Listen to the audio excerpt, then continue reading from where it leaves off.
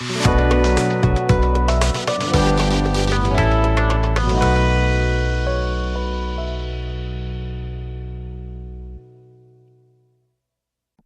morning. This is Omar Mohammed, and this is our 36 minutes on anti-Semitism. Today's topic is a complicated topic. We will discuss anti-Semitism on the left.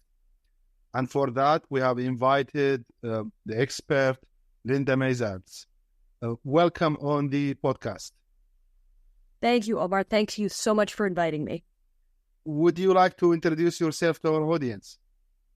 Sure. I am now a senior research fellow at the program on extremism at George Washington University. I have been studying anti-Semitism on the left and right for decades. I won't tell you how long because then you'll know how old I am. And in September of 2022, I released a book for Routledge, a survey called What is Anti-Semitism? Linda, I just finished recording an episode on hate speech, anti-Semitism, and free speech. And it was a bit of a struggle when I asked the question about the definition. They are big organizations. They are responsible for most of the regulations in our world, yet they do not have the ability to have a definition. So let me ask you this question. What is the definition of anti-Semitism? Well, I'm going to try to be helpful to this, but I don't know if I can give you a 30-second answer. I think I need to talk around the question a bit before we come to it. And I want to refer to an article that I use often in when I teach about the subject. It was written by Ben Halpern, who was a noted professor of Judaic studies at Brandeis University, and he wrote it in 1981. I know that many people think that these definitional wars that we're in right now are somewhat new, but Halpern was thinking about this in 1981, and he said that he wrote that the term anti-Semitism is a snare and a pitfall that traps us in spite of knowing its dangers. The definition of this is complicated, and when we think of it that way, everyone has their own personal definition. My father, who's an attorney, likens it to the definition of pornography, which was offered by the Supreme Court at one point, a noted Supreme Court justice. I know it when I see it. Of course, that's a personal take. That's subjective. We need a more standard definition so that we can make sure that we're all talking about the same thing. And that is why the IRA definition, which was adopted by the International Holocaust Remembrance Alliance, it has a long history before that, but that is why it was formed. And that definition gives a core definition of what anti-Semitism is, and also gives examples to illustrate what we mean when we're talking about anti-Semitism. Now, why was there a need for this definition? In part, it's because of precisely what we're talking about, anti-Semitism that comes from the left, which is more complicated in many ways than anti-Semitism that comes from the right. Most rational people, I believe, can agree on definition of what happens when you have right-wing anti-Semitism. A swastika painted on a building is pretty unambiguous. We all know that this is, or let's say painted on a synagogue. That is a measure of anti-Semitism. Where we get into, for some people, disagreements is on anti-Israel and anti-Zionist sentiment, which is more likely to stem from the left. So it was precisely this problem that brought about the need for a more concrete definition.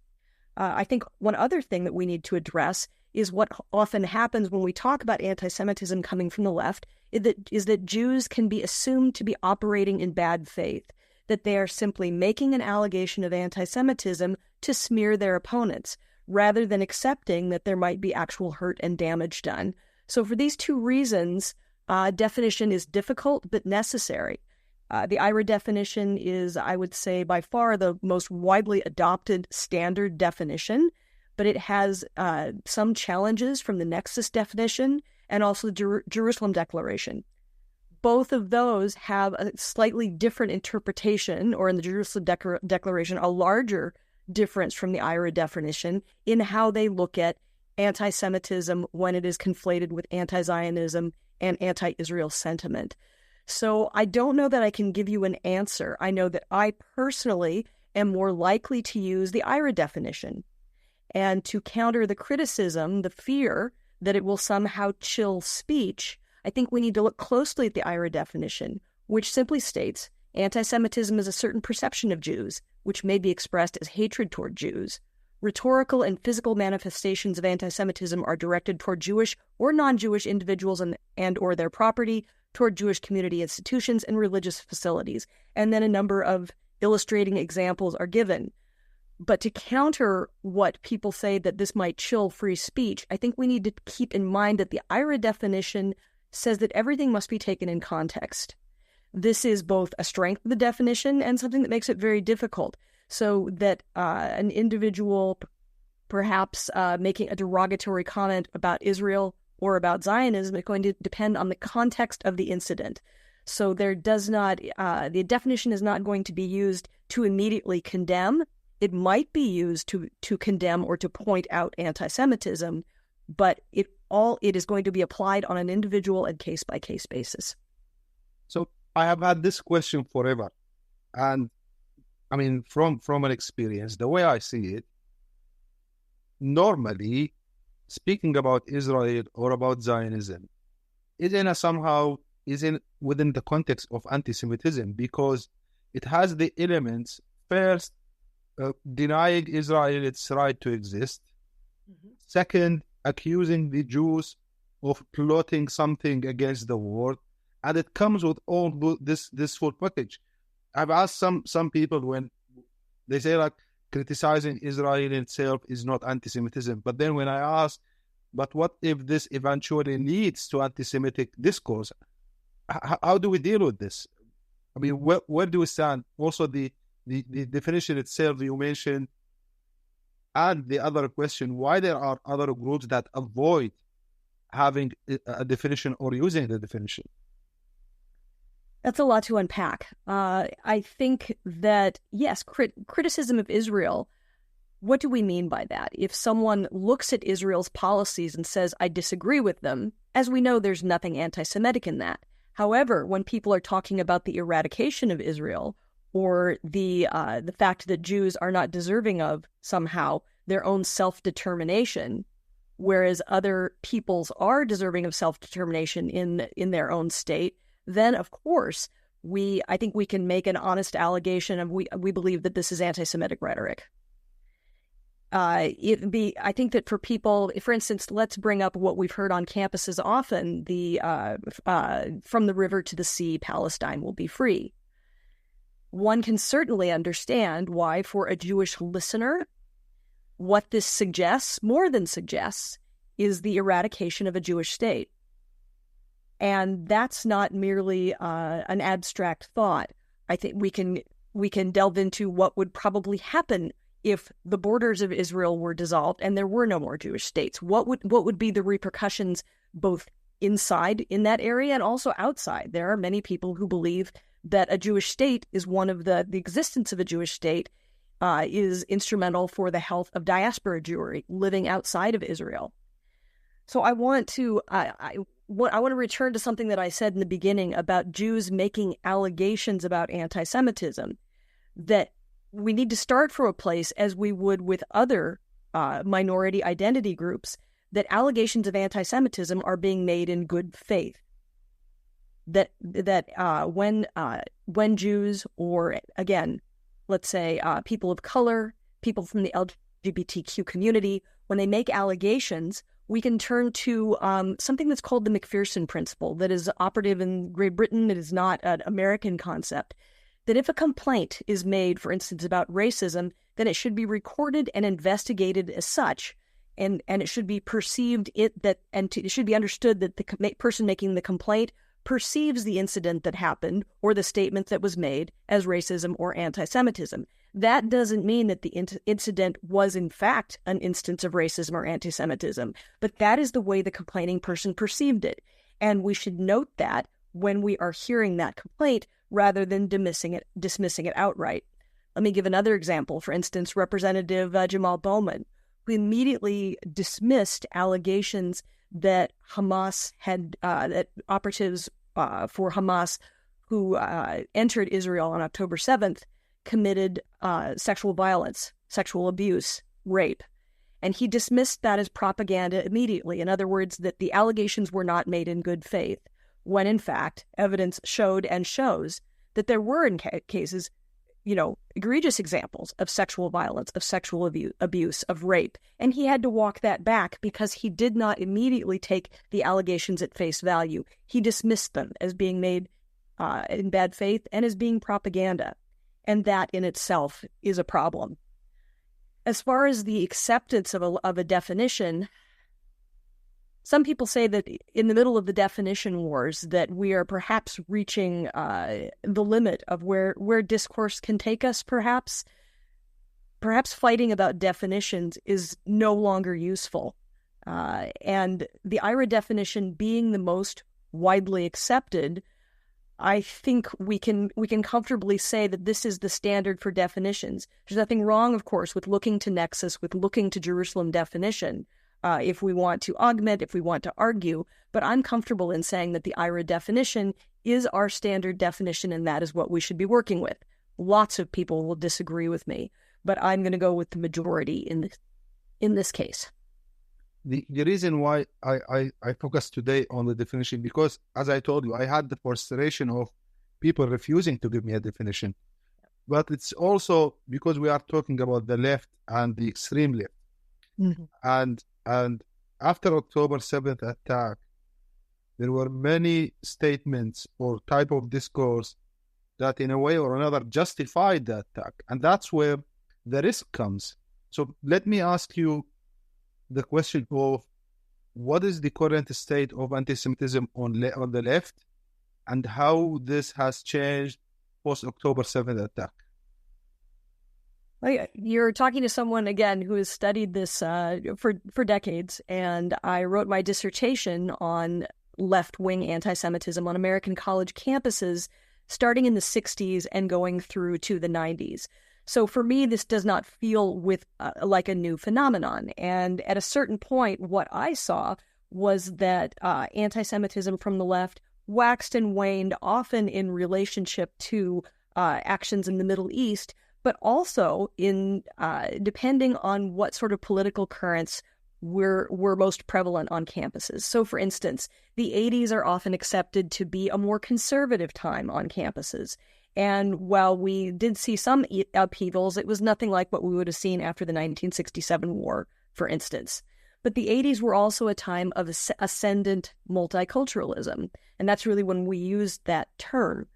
And the problem, if you had, for instance, anti-Israel sentiment combined with a reaction to Jews that typed them not as a minority identity group deserving of support, as you might see with other groups, for instance, people of color, LGBTQ groups, etc. What you saw is Jews associated very directly with whiteness. So even when Jews had complaints about what they felt was anti-Semitic rhetoric, maybe it was embedded in anti-Israel or anti-Zionist rhetoric, their concerns were often dismissed because they were seen as a non-oppressed group, a group that was not really necessarily part of the experience of multiculturalism and the way we looked at minority or oppressed groups. So we have that long history leading up.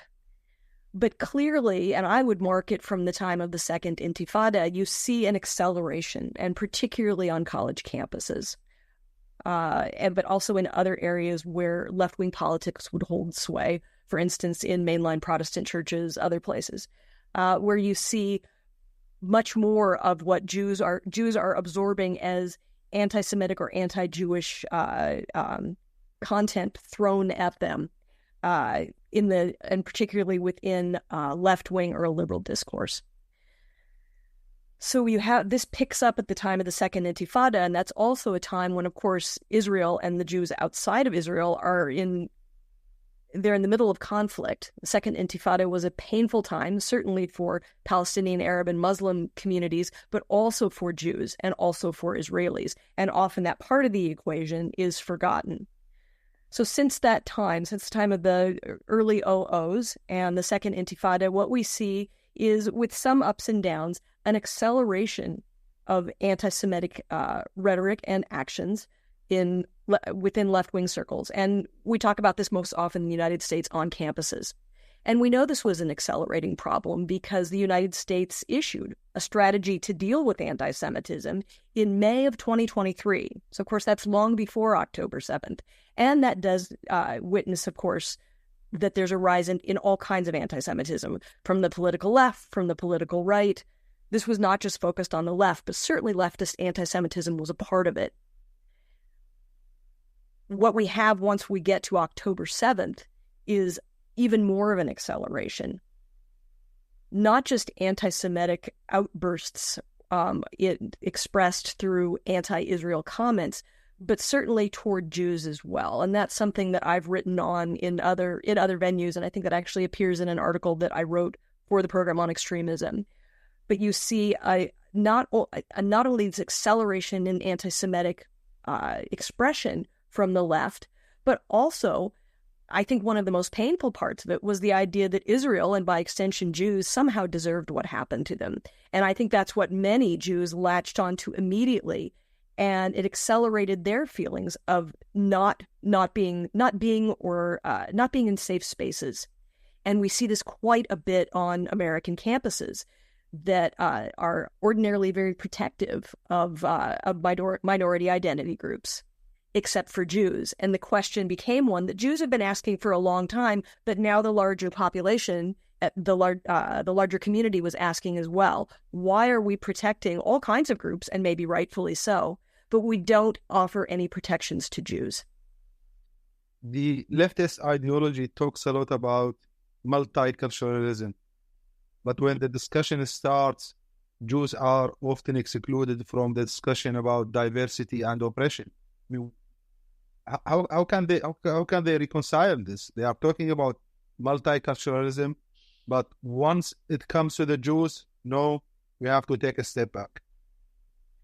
I've been teaching for years now a course on history of anti-Semitism, and what I do with students is I take them through thousands of years of history, which students and, the general population doesn't know. Particularly in this country, I think we're somewhat of an ahistorical population, and we're not as interested. But to take people through that progression of how anti-Semitism has grown over millennia, it does often catch students' interest. I have a model that I call the onion model, that I think of it as two onions, where you have in the majority Christian cultural and religious world and the majority Muslim cultural and religious world, and how there are concentric circles of anti-Semitic expression. So, for instance, in the Christian onion, it might start with even pre-Christian anti-Semitism or anti-Jewish animosity that you might see in the Greek and Roman empires, and build out from there with Christian animosity, some of the animosity that we see during the Middle Ages, and then layer over that the actual anti-Semitism that comes with the advent of modernity that is racially based. And when people see that this built-up case, then if you look at a contemporary writing, someone that is perhaps writing something anti-Israel but pulls in a religious text or makes a reference to Jews being an all-powerful cabal that control the world economies and world governments, all of a sudden you can make some connections and say, oh, this is definitely a piece of anti-Semitic rhetoric that is built into what seems like a critique of Israel. And you see a lot of students make that connection. However, most of the population does not have the time, the energy, or the interest to go through a one-quarter course with an instructor where they see how that is built out. What happens in place is that what we are most familiar with in this country is that we use a paradigm of race relations, which makes a lot of sense when you're talking about the issues, for instance, that Native Americans, African Americans, etc., might have in a larger white society. But if you place that paradigm on the problems of Jews, it simply doesn't fit. So if you're talking from a standpoint of multiculturalism or intersectionality, as people term it today, I think that the reaction is often to say, well, Jews are white. Jews don't fit into this paradigm of an oppressed person of color, racial minority, and therefore oppression against Jews or anti-Semitism doesn't really exist, or it's not a problem. they don't realize is that while anti-Semitism has some, like a Venn diagram, has some crossing points with racism, it's a separate phenomenon. So I think that's one problem, is a lack of identifying what exactly is going on. One other quick problem is that I think that in certain circles, Jews not only are seen as white and privileged, but they are seen as the example par excellence of what whiteness is, some of the evils of whiteness. One example of that, for instance, would be the book, The Secret Relationship Between Blacks and Jews, put out by the Nation of Islam, that builds on a truth that, yes, there were some Jews in the United States that were slaveholders, but extrapolates from that and builds out that Jews were almost solely responsible for the transatlantic slave trade. Clearly an untruth. But in that example, Jews become an absolute sort of a paragon of whiteness and are seen as a figure to be reviled, and not one that could potentially be oppressed or could experience discrimination.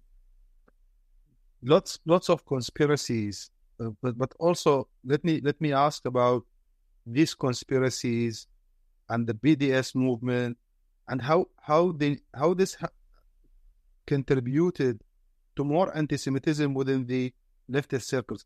Why the left are very receptive of conspiracies and type of anti-Semitic behavior from the BDS?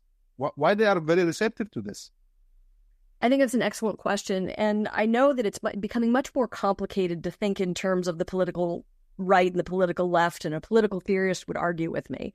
But I think we can make some connections between, if you have a more liberal center, which is the majority, and then you have fringe elements on the right, although on the right, I think that the fringe elements are creeping more into the mainstream, and fringe elements on the left, and we are starting to see more of that creep into the mainstream. I think that the tactics of both the far left and the far right, they share a lot of characteristics, and one of them is a weakness for conspiracy theory. It's interesting that both of them gravitate to similar explanations. For instance, both the right and the left will talk a lot about Jewish money and how Jewish money influences the way, for instance, we deal with or look at Israel and Zionism. Is there money in the equation? Certainly. But we know that there's money flowing into this from all kinds of corners. And to impute to those Jews who might support Israel sinister intent because they support Israel, that verges on conspiracy theory. And you can see that on both the right and the left. I find it interesting also that both are susceptible to Nazi imagery in different ways. The far right might use Nazi imagery in the context of speaking about Jews in a way in trying to intimidate, in trying to use that as a symbol of power. But the left, in a certain sense, also uses Nazi imagery to intimidate by making the equation between Israel and a Nazi state.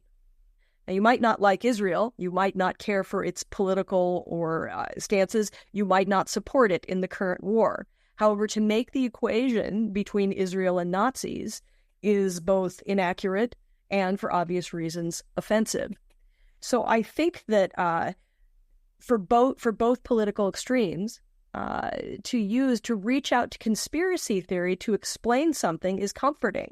It's a lot easier than confronting holes or inconsistencies in a worldview. It also allows you not to have to listen to your opponent. And of course, on the left, this is a lot of what we're seeing on campuses today, is a lack of willingness to engage on the issues. There's a lot of shouting. There's a lot of asserting, but there is no not that there's none, but there is little dialogue and there is little chance to listen to one another. And conspiracy theory helps us to bolster our own convictions that we're right, that we don't have to listen to the other because the other is evil, an evil entity, and not worthy of speech, and in some cases, not worthy of existence.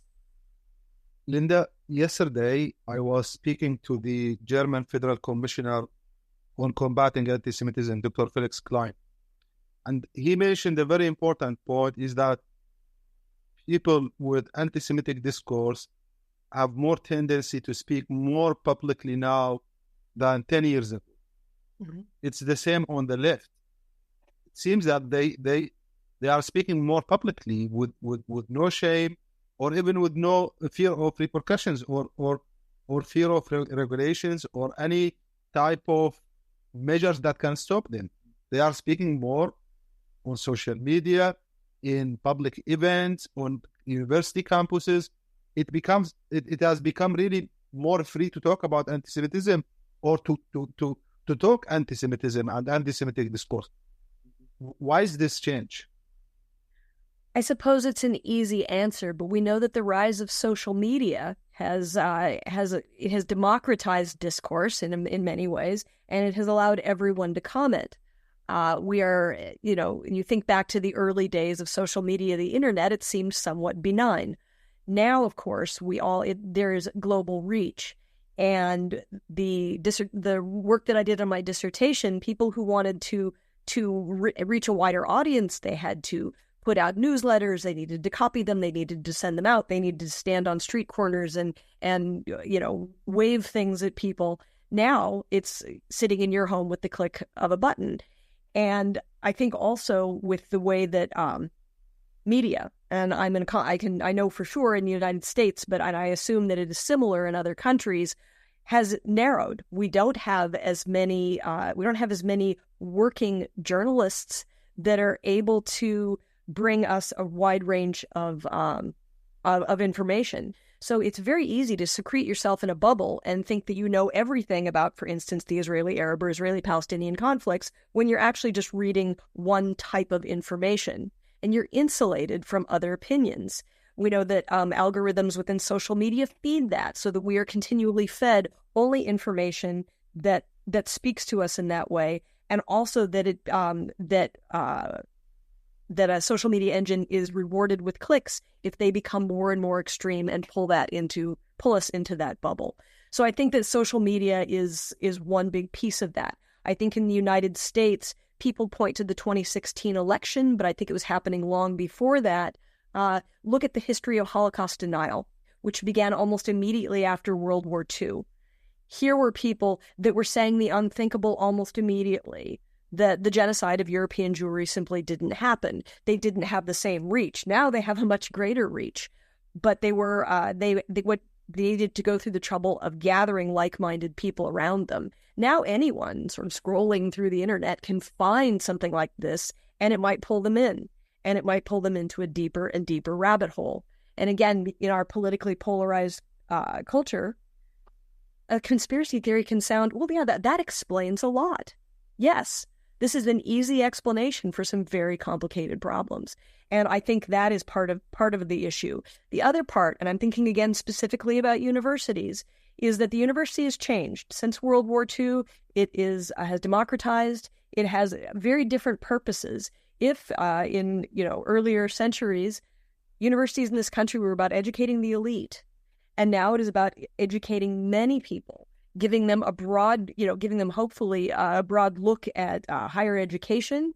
But right now, universities are professionalizing. Students want to get business degrees. They want to do something that's going to get them a good living after college. They are not necessarily participating in humanities courses, which might give them more background and more resistance to conspiracy theory. However, we also have to take into account the radicalization of some arms of the humanities, where before a professor might have given students a wide range of opinions. Now, in a more social justice-oriented university, students are often given one opinion and told that this is the correct way to believe, rather than given a diversity and taught to be a critical thinker and reader and to choose. So I know I crammed a lot in there, but I think there are a lot of reasons why we are seeing some of these issues right now. You mentioned the immediate denial of the Holocaust after the Second World War. We have also seen the denial of the sexual violence against Israelis in southern Israel. I mean, even Ambassador Liebestad have called out the hypocrisy of the left who have been denying what happened. But what measures can be taken to reduce? I mean, can dialogue really play a role in reducing this behavior and attitude? I hear a lot about we need more dialogue, we need more platforms of communication, but can it really have an impact? I mean, are they willing to listen? It's a great question. And, it's kind of like there are certain things that we all throw around to comfort ourselves. Dialogue, two-state solution, whatever it might be, without really acknowledging that these things mean very different things to different people.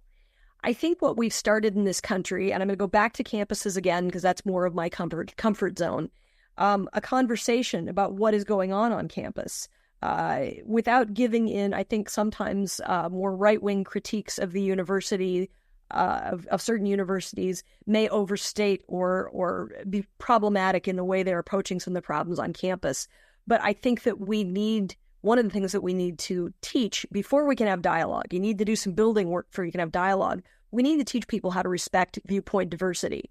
And we need to tread very carefully in this country, obviously, because freedom of speech is a very real concept. And I think that people should be able to express their views, even if they are repugnant. However, we need to build with people how we receive that, and an understanding that if you are going to be a proponent of free speech, it is a proponent of free speech for all, not just for your particular cause. And that someone espousing support for Israel is not participating in harmful speech. They are speaking to in an integral way to their own identity and their own truth. To silence that is to do a disservice. And I think that what we need to do is open up certain spheres so that people can understand that dialogue is not just talking at people. It's not winning. It's not owning someone. A big part of it is listening. It's listening to things that are uncomfortable, things that will potentially wound you in a emotional way, and learning how to respond to that critically, carefully, and with the acknowledgement that your opponent is another human being, is not evil, is simply trying to come to their own conclusions. I teach at the university, and I hear you when you talk about the universities, because I myself, sometimes I feel that I am self-censoring myself, because the students have come with a package of already made up their minds. There is no way they can listen. There is no way they can understand there is an alternative opinion, or that what's happening is anti-Semitism. So what should we do more on campus, Linda? What should the universities, what should the teachers and administrations do more to reduce the impact of the, I should call it the poisonous leftist ideology of anti-Semitism? I think that one of the issues we have right now is that, at least in this country, university college has become very expensive. Students are often seen as consumers, as customers, rather than traditionally as they might have been seen in the past. And when you have a paying customer, the customer is always right. I'm not saying I think we need to respect students. There are students who come with a wide diversity of knowledge. But I think what needs to be built in is that your professor is not all-knowing, but your professor hopefully is there to guide a discussion and does perhaps have some insights that you don't. The other thing we need to guide students in understanding is that you probably noticed this as a professor, there are a lot of students who don't jump in and participate. They're quiet. And often the quiet ones, like you, are self-censoring. To make it clear in a classroom that every opinion is welcomed. Some of them might be repugnant, some of them might be offensive. There might be times that a professor might need to step in and responsibly redirect. But we need to respect, I think that universities cannot, in their administration, in their faculty, need to be unequivocal and clear. We respect freedom of expression. And of course, there's the statement from the University of Chicago that many default to, that set out that unwavering commitment to discourse. That is what education is. Education is not walking in with your preformed opinion and inflicting it on others. It is the painful process of realizing sometimes that there is nuance, there's gray area, and that no one person possesses all of the answers. It is a sad commentary if students and professors are self-censoring. But part of that also is reinforcing, a code of conduct, so that everyone feels physically safe expressing their opinions. And if if there is, it's not always going to go well. If students feel attacked or feel that they have been threatened by speech, that there should be responsible places where they can go to express that. That doesn't necessarily mean that there will be punitive action afterwards, but everyone should feel free to express their opinions, to have them received. There may be some consequences of disagreement, but we need to support that. We need to support that in our universities. We need to support that in in the halls where politics is practiced, particularly in our legislative body. We need to model, I believe, discourse, however painful, and respect for other opinions, and the right to respectfully disagree. Might be utopian, but that's the best answer I have for you. In one word, Linda, are you concerned there will be more anti-Semitism in the future? Yes. Thank you for your insights. This was our 36 minutes on anti-Semitism. Thank you.